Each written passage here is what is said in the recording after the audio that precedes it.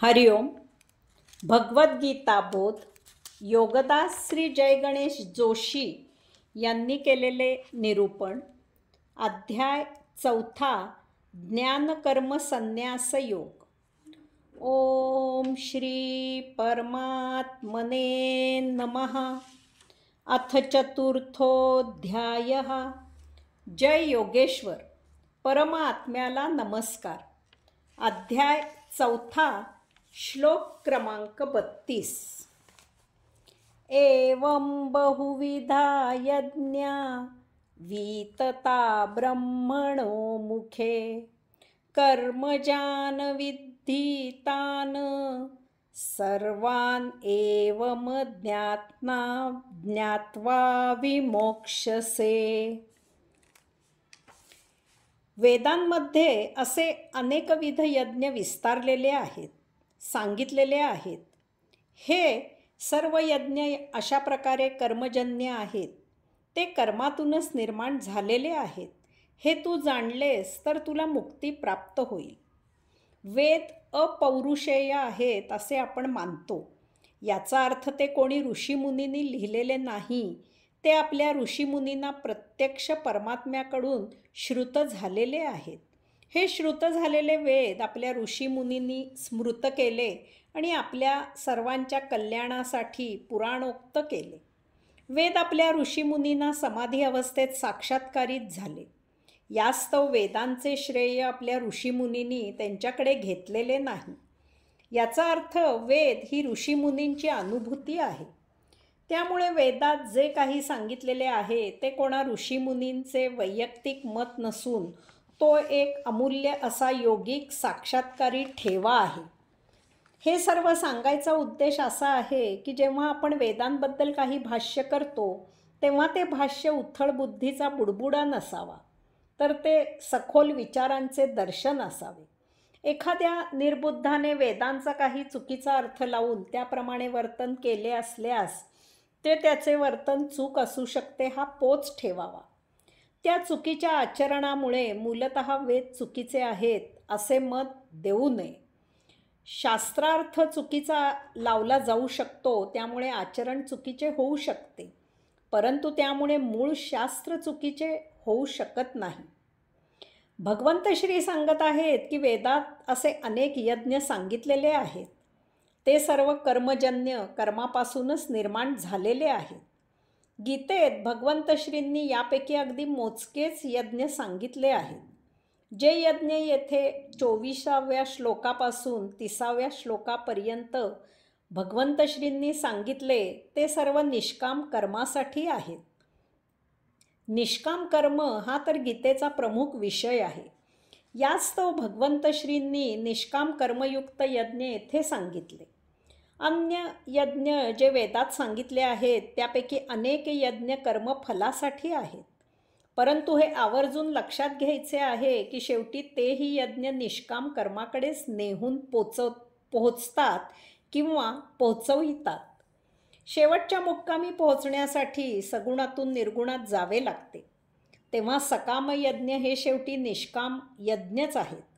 हे जाणून सकाम यज्ञाने सुरुवात केली तरी शेवटी निष्काम कर्माप्रत पोहोचायचे आहे हे लक्षात ठेवावे. असे जाणून सकाम यज्ञ जरी करत असले तरीही शेवटी कर्मफलाचा त्यागच करायचा आहे हे भान सतत ठेवावे. यास्तव भगवंत श्री सांगत आहेत की हे असे जाणून यज्ञ केला की मुक्ती प्राप्त होते. यास्तव अर्जुना, तू निर्लिप्त मनाने युद्ध कर. राज्य मिळवायचे आहे, सगळ्या सोयऱ्यांना ठार मारायचे आहे असे विचार मनात न आणता तू निष्काम भावनेने आपला क्षात्र धर्म पाळ. या मार्गेच तुला मुक्ती प्राप्त होईल. यातच तुझे कल्याण आहे. परंतु आम्हाला फलप्राप्तीशिवाय कोणतेही काम करणे माहीतच नाही. मला काही मिळणार असेल तर आणि तरच आणि ते मिळेपर्यंतच मी काम करीन हा आमचा स्थायी भाव झालेला आहे. प्रत्येक वस्तू आम्हाला हवी असते आणि ती मिळविण्यासाठी आम्हाला काम करायची इच्छा असते.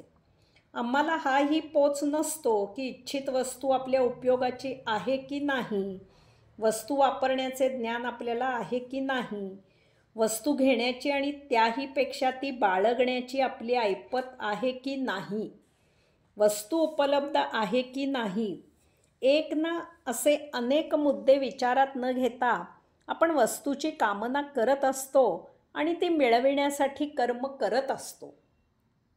एवढे करून ती वस्तू मिळवल्यावर काही अवधीतच ती वस्तू दुःखाला कारण होते. तरीही आम्हाला ती वस्तू दुःख देणारी आहे हा पोच येत नाही. आम्हाला वाटते की आपलेच काहीतरी चुकले असेल आणि आपण पुन्हा त्याच मार्गाला कामना ठेवून कर्म करतो. ही कामनेची लालसा हेच दुःखाचे मूळ कारण असते.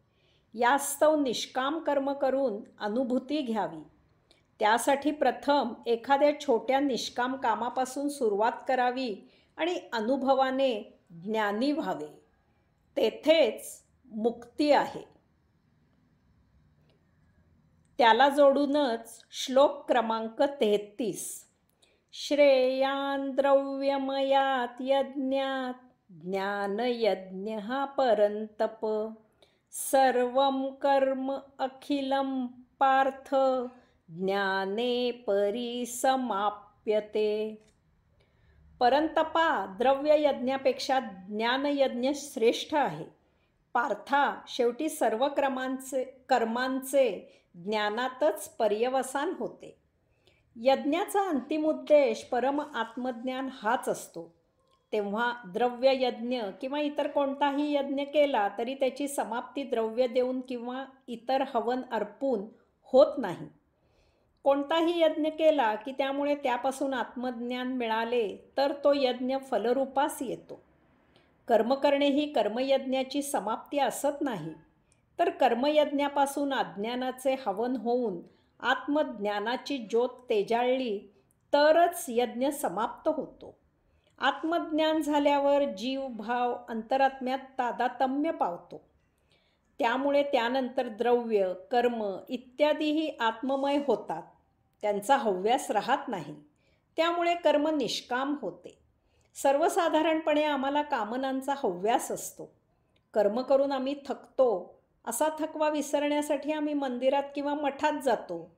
तेथे मन जरा शांत झाल्यावर अंगात पुन्हा जोश येतो आणि त्या जोशात आम्ही पुन्हा कामनांच्याच मागे भरकटायला आणि भटकायला लागतो.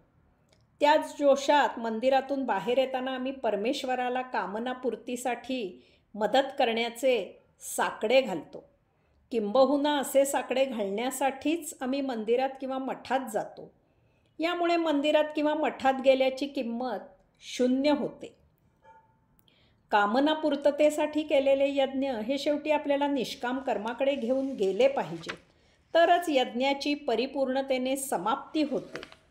अशा प्रकारे कोणताही यज्ञ हा शेवटी ज्ञानयज्ञच असतो.